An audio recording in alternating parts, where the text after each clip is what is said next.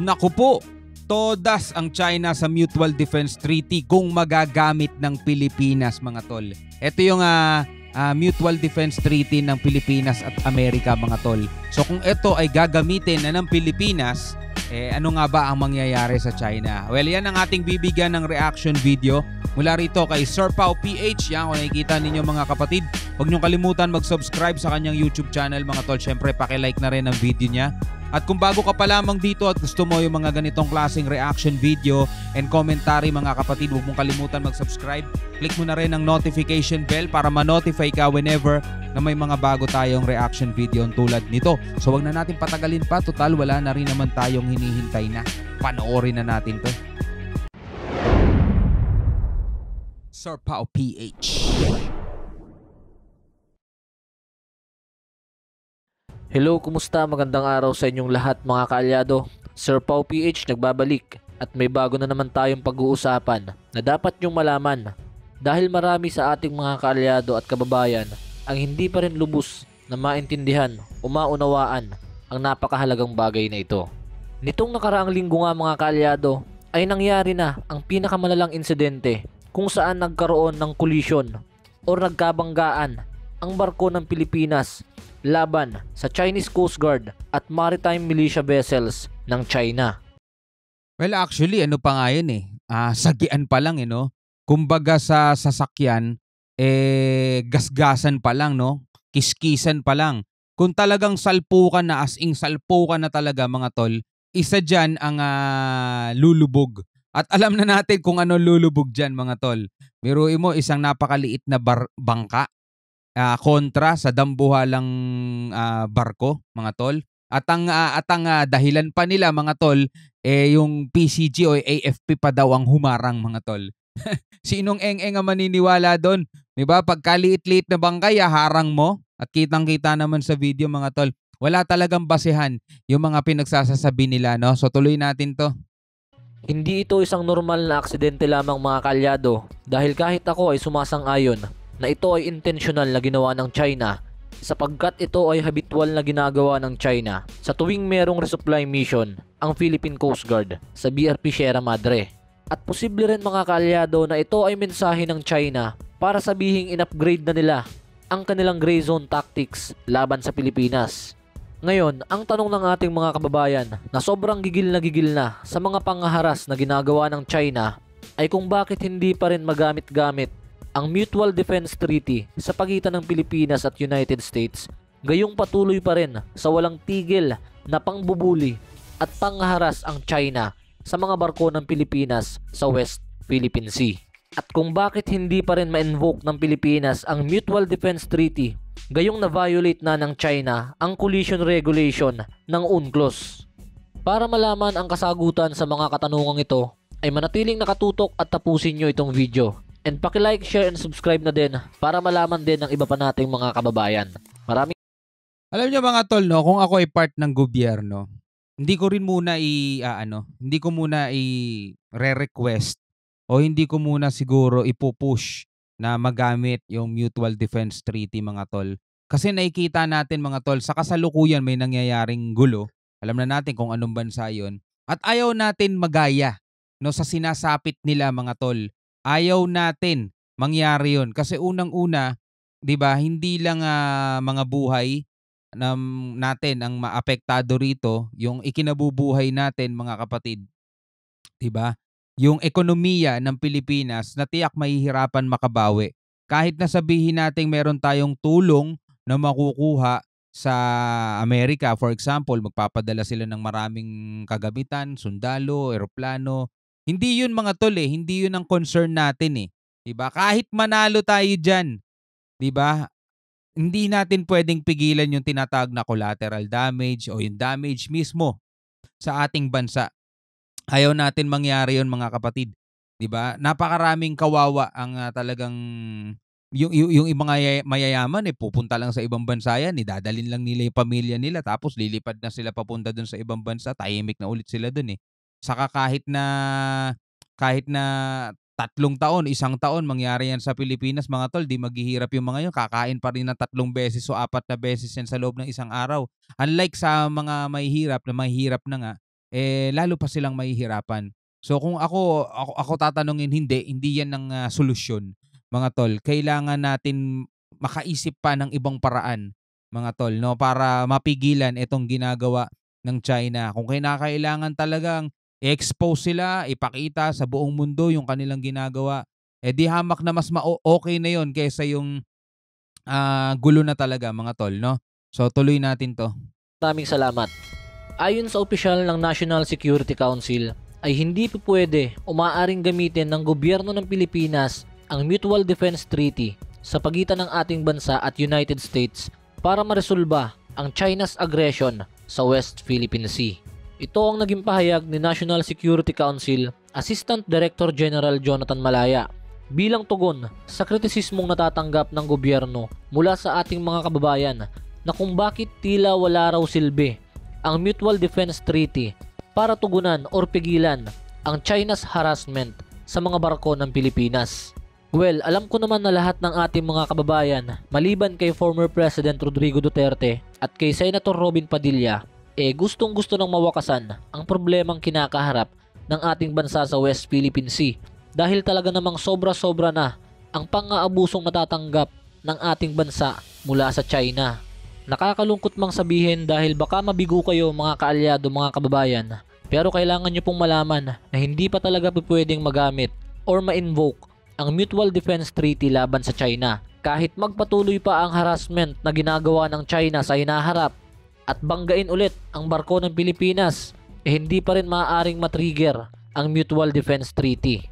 Ang maaari lang sigurong gawin ng ating bansa is mag-file ng case sa International Court o kaya magkaroon ng diplomatic protest laban sa China.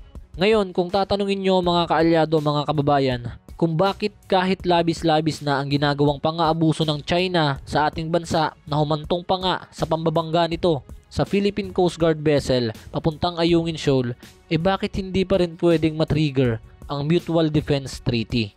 Ito ang kasagutan mga kaalyado. Ang sabi dito mga kaalyado ni Director General Jonathan Malaya, Mutual Defense Treaty cannot be cited since the activities of China in West Philippine Sea do not constitute armed attacks. So ano ba ang ibig sabihin nito? Mautak din yung China, no? Kaya ganyan lang ang ginagawa nila, pasimpleng sagi lang. Alam mo yun? Alam mo yun sa mga nagpo-provoke, di ba? Yung tipong naglalakad ka, makakasalubong bila. Gaganunin. Tapos pag ikaw ang unang nanuntok, ikaw may kasalanan. Ba't bigla ka nanuntok, di ba? Ganon din sa basketball, di ba? Minsan may mga pasimpleng siko, pasimpleng pasimpleng bangga, di ba?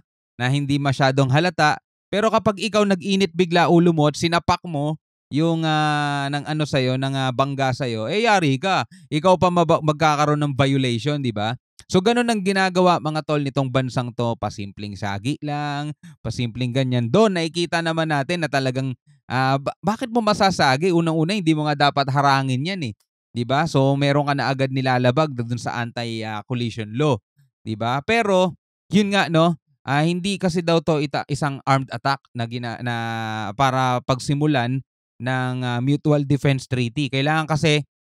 Ang kailangan gawin ng China is talagang halimbawa torpedo tong natin o kaya ay paputukan, tirahin ng cannon. Ganun ang kailangan nilang gawin bago ma-trigger yung Mutual Defense Treaty mga tol. Siguro kung ganito pa lang ang nangyayari, magbanggaan, magagawan pa natin ng paraan to hanggat maaari nga sana talaga wag nang umabot sa ganun mga tol, di ba? Pero ibang usapan na kasi kapag talagang tinorpedo ka na, kinanyon ka na, di ba? Pinaputukan na yung pinaputukan na yung mga barko mo, may mga nasawi na dahil dun sa ginawa nila. Aba, hindi na pwede yun mga tol. Ibang usapan na yun mga kapatid, no? Pero sa ngayon, hanggat maaari talaga, sabi ko nga kanina, kung ako magiging part ng gobyerno, hindi muna to yung ipupush ko. No? Ang tamang gawin ng Pilipinas, magsampa ng reklamo, magsampa ng kaso sa International Court at humingi tayo ng responde sa kanila. Diba? So, tuloy natin. Mga kaalyado, ang ibig sabihin nito, hanggat ang mga aktibidades na ginagawa ng China sa West Philippine Sea ay hindi ginagamitan ng armed attacks or armadong pag-atake, ang Mutual Defense Treaty ay mananatili lamang isang papel na kasunduan. Ngayon, ano ba ang armed attacks? Ano ba ang kriteriya para masabi itong isang armadong pag-atake?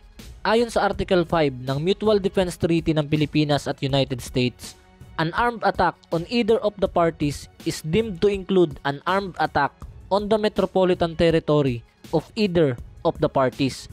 So from the word na either of the parties mga kaalyado is vice versa po yan.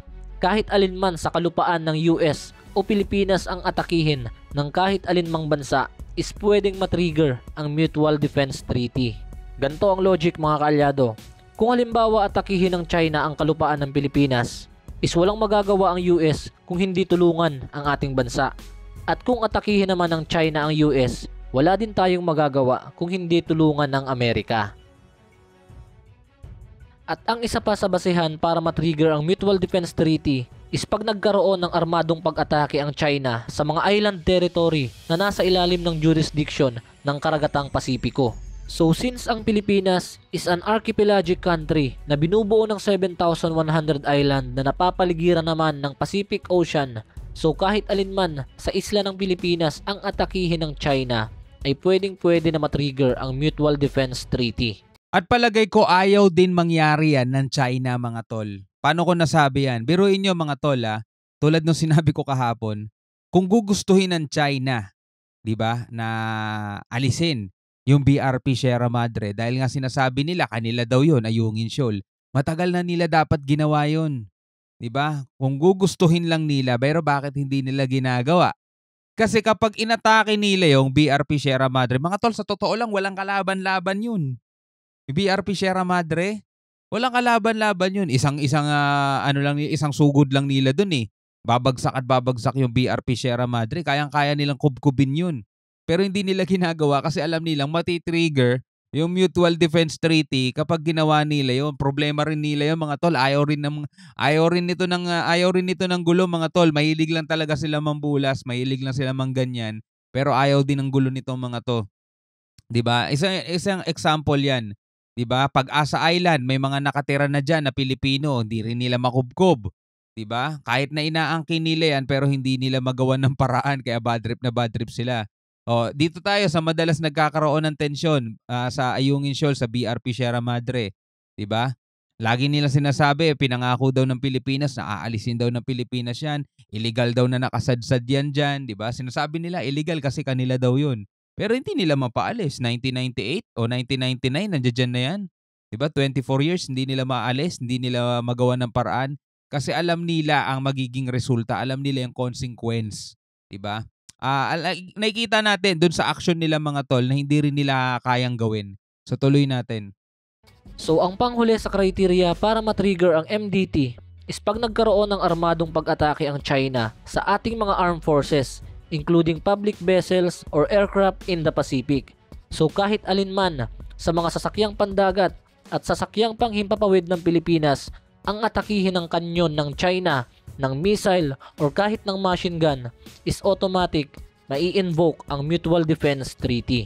So ibig sabihin mga kaalyado, kung gusto nyo talagang matrigger na ang Mutual Defense Treaty at tulungan na tayo ng Amerika para matapos na ang lahat ng pang-aabusong ginagawa ng China, is ipagdasal nyo na magpakawala na ng missile ang PLA Navy at patamain ito sa mga barko ng Pilipinas para matapos na ang lahat ng problemang ito. Automatic invoke agad ang Mutual Defense Treaty. Grabe din naman kasi yung mga bumabati ko sa gobyerno no. Hindi na rin nila pinag-iisipan maigi. Well, hindi rin natin sila masisisi kasi bugso ng damdamin, di ba? Ganon din naman tayo mga tol Pero dapat mas maiging pinapanatili natin mag-isip ng maayos. 'Di ba? Hindi pwedeng sugod ka ng sugod. 'Di ba? Parang nagpapatiwakal no pag gano'n ang ginagawa mo, no? Dapat pinag-iisipan muna 'yan. And nakakabilib din naman itong ating mga kinauukulan dahil nakakapag-isip sila ng maayos, no? Alam natin mga tol, hindi lang naman tayo nakakaramdam ng pagka-bad trip Yan din yung mga yan. Bad trip din yan, pero yung mga PCG, hinaharang sila, AFP, binabangga sila mga tol. 'Di ba? Sila nga yung mas matapang sila nga yung may kapabilidad na pumalag na Pero hindi nila ginagawa yon mga tol, ginagamit nila yung isip nila kasi alam nila na marami ang magbubuwis Talagang marami ang mapapahamak at marami ang kawawa naman kapag ginawa nila yung aksyon na yun. So sila na yung sumasalo, sila na yung nagtitimpi, sila na yung ano talaga, talagang nagpipigil ng sarili. Inaawat nila yung sarili nila para din naman sa kapakanan ng bansa natin. Kaya talagang sobrang mga bayani ang mga yan, mga tol. Nangyari kasing collision mga kaalyado noong nakaraang linggo malapit sa Ayungin Shoal sa pagitan ng Pilipinas at China. Kahit kasalanan pa ito ng China, is still hindi pa rin siya sakop sa criteria para ma-invoke ang MDT. Kung natatandaan nyo mga kaalyado, nitong mga nakalipas na 5 buwan kung hindi ako nagkakamali, is gustong iparevise or i-evolve ni Pangulong Bongbong Marcos ang Mutual Defense Treaty natin sa Amerika. Dahil nga itong orihinal na kasunduan na MDT ay hindi na naaangkop sa kasalukuyang sitwasyon natin na kinakaharap sa West Philippine Sea laban sa China. So sana mga kaalyado kung sakaling mangyari nga ang kagustuhan ng ating Pangulong Bongbong Marcos na i-evolve ang MDT natin sa Amerika, sana isama niya na sa criteria ang panghaharas at pambabangga ng barko para ma-invoke ang Mutual Defense Treaty. Ang nangyayari kasi mga kaalyado is mautak din ang China. Porket alam nila na hindi basta-bastang may invoke ang Mutual Defense Treaty sa pamamagitan ng panghaharas, kaya wala silang takot na paulit-ulit itong gawin. Kaya naman, sang-ayon ako sa kagustuhan ng ating Pangulo na i-evolve ang kasalukuyang MDT para mas maging angkop ito sa current situation na kinakaharap natin laban sa China. Okay sana kung ang mangyayari lang, 'di ba, magpapadala na ng Navy ang Amerika, mga tol, para sumama na sa atin sa mga resupply mission. Kumbaga magkakaroon na talaga tayo ng puwersa, 'di ba gano'n? Pero ang iniiwasan pa rin natin diyan is magkaroon ng putukan talaga, 'no? At sana hindi humantong sa gano'n mga kapatid. Kasi kung hahantong talaga, wala, mapipilitan tayo lahat. Laban na kung laban, 'di ba? Laban na kung laban. Lahat tayo magiging reservist mga kapatid, 'di ba? Laban na kung laban. Wala eh, dumating na yung pagkakataong hinihingi eh, 'di ba? So yun na yun. Magiging bayani na tayo bawat isa mga kapatid. Pero siyempre hangga't maaari ayaw natin mangyari 'yan. Dahil unang-una hindi hindi dahil sa ayaw nating dumating yung panahon na sasabak tayo, kundi ayaw natin mga kapatid, yung mga bata natin ngayon, yung mga anak natin is masira ang kinabukasan dahil sa mga ganitong bagay na pwede namang iwasan, 'di ba? Tutuloy natin 'to.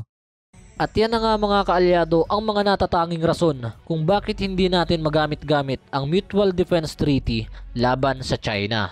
So hanggang dito muna. Alright mga kapatid, anong masasabi mo dito sa videong napanood natin? Comment ka na lang sa baba at pag-usapan natin yan sa comment section.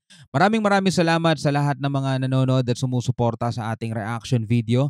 Pwede kayong magkomento sa ibaba mga kapatid kung may mga nais kayong sabihin. Kung may mga opinion kayo at kung may mga komentaryo kayo dito sa mga balitang napapanood natin, pwede ninyo yang i-type sa ibaba. So hanggang sa muli mga kapatid, ako nga po pala si Shobal D. Peace out.